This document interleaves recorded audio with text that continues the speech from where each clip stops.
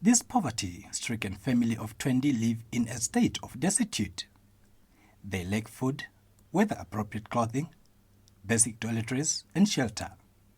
They live in this one-room mud and thatched roof structure with a dirt floor. It requires frequent repair and they have no hope of ever being able to afford a decent house. Brigida Dinyando shares the house with her 6 children and 14 grandchildren. They further lack proper bedding and sleep on the floor without any mattresses. She explains that a 50 kilograms of maize, which she buys after receiving her monthly social grants, only lasts for a week. We are really suffering. All my children and grandchildren depend on me for their survival.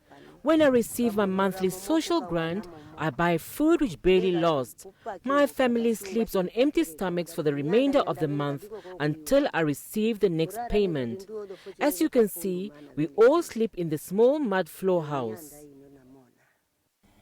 Dinyando further stresses that all her 14 grandchildren, including some of their mothers, do not have national identity documents, which could make them eligible to receive other forms of government assistance. There was a time the village headman was registering people who do not have national IDs. We also went there. After some time, we were later informed that there is something that went wrong with the whole registration exercise. So we have been waiting since then.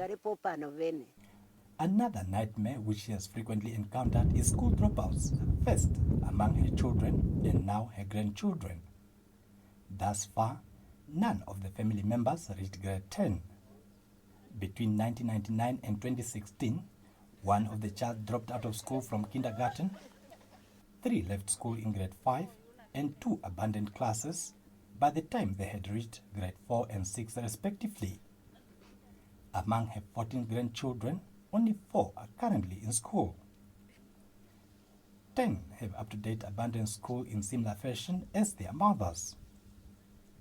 Dinyando lives below the breadline and have been stuck in poverty for years. She now appeals to any good Samaritan to assist her with food and other basic necessities to help feed and provide for the family. Wilfred Nyambe, NBC News, Rundu.